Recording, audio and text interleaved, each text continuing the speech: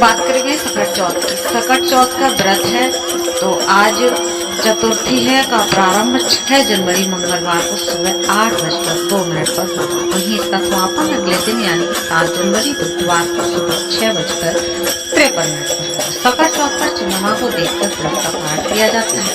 ऐसे में शास्त्रों के अनुसार 6 जनवरी मंगलवार को सकट चौथ का व्रत रखा जाएगा। इस तिथि को वक्रतुंड चतुर्थी के नाम से भी जाना जाता है।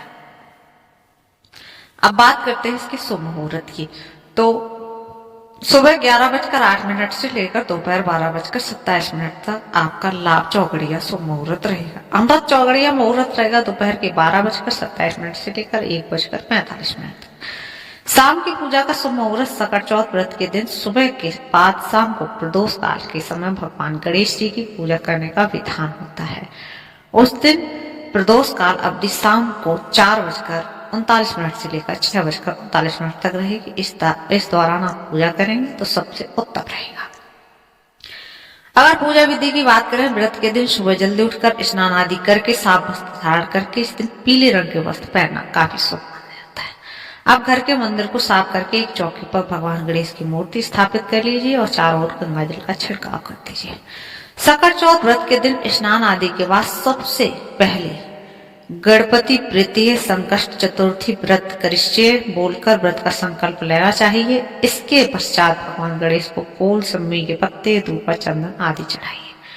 भगवान गणेश को सकट चौथ के दिन फल, मिठाई और तिल से बनी चीजों को अर्पित करना चाहिए।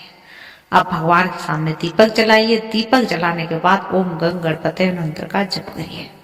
विधि विधान से गणेश जी की पूजा करने के बाद फिर तिल और गुड़ का प्रसाद चढ़ाइए। शाम के समय चंद्रोदय के पश्चात चांद को अर्घ्य देकर परिवार की सुख समृद्धि की कामना करनी चाहिए। फिर व्रत का पारण करके सभी में तिल और गुड़ का प्रसाद बांटे।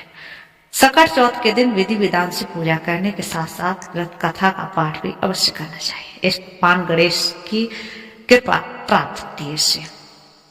अब बात करेंगे चंद्रोदय का समय।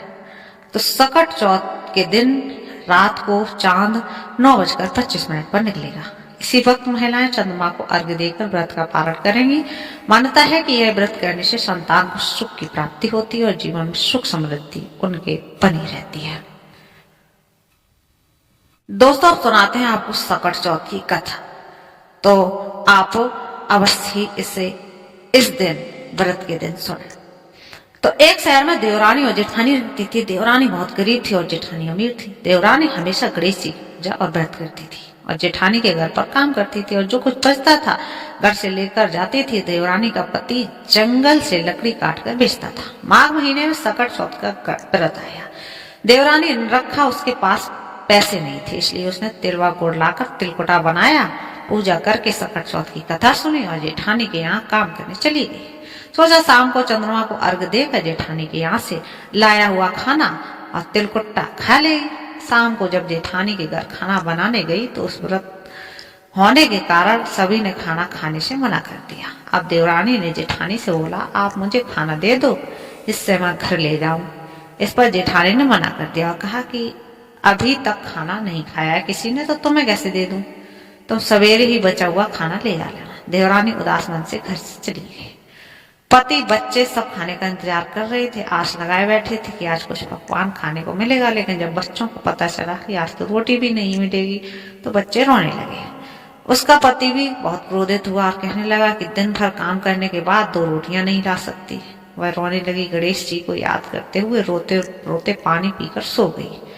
उस दिन सकट माता उसके घर आई, गुड़िया माता का रूप धरकर। देवरानी के सपने में आई और कहने लगी कि जाग रही है क्या? वह बोली कि कुछ सो रहे हैं या कुछ जाग रहे हैं। गुड़िया बोली, भूख लगी है, खाने के लिए कुछ दें? देवरानी बोली कि क्या दूं, मेरे घर में तो अन्न नहीं है। जेठानी के यहाँ से बचा हुआ कुछ मिल रहा था वो भी नहीं मिला। पूजा का बचा हुआ तिलकुटा रखा है, वही खा लो।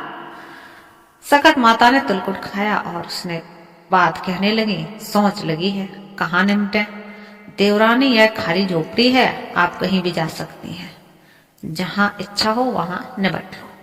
फिर संकट माता बोली, अब कहाँ पहुंचूं? अब देवरानी बोली, मेरी साड़ी से पहुंच।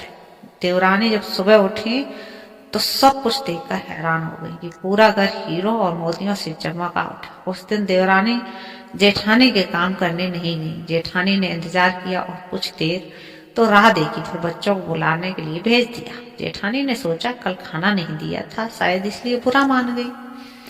बच्चे बुलाने गए। देवरानी ने कहा कि बेटा बहुत दिन तेरी माँ के यहाँ काम कर लिया। बच्चों ने घर जाकर माँ से कहा कि चाची का पूरा घर हीरो और मोतियों से जगमगा रहा है। जेठानी दौड़कर देवरानी के पास आई और पूछा कि यह सब कैसे हुआ। देवरानी ने उसके साथ जो हुआ वो सब कह डाला। उसने भी वैसा ही करने की सोची। तभी सकट चौथ के दिन तिलकुटा बनाया। रात को सकट माता उसके सपने में आई और बोली भूख लगी है, क्या खाऊं। जेठानी ने कहा कि आपके लिए छींके में रखा है, फल और मेवे भी रखे, जो चाहो खा लो। सकट माता बोली अब निपटे कहाँ। जेठानी बोली मेरे इस महल में कहीं भी निपट लो। फिर उन्होंने बोला कि पहुंचू कहाँ। जेठानी बोली कहीं भी पहुंच लो। सुबह जब जेठानी उठी तो घर में बदबू गंदगी के अलावा कुछ नहीं था। हे सकट माता, जैसी आपने देवरानी पर कृपा की वैसी सब पर करना।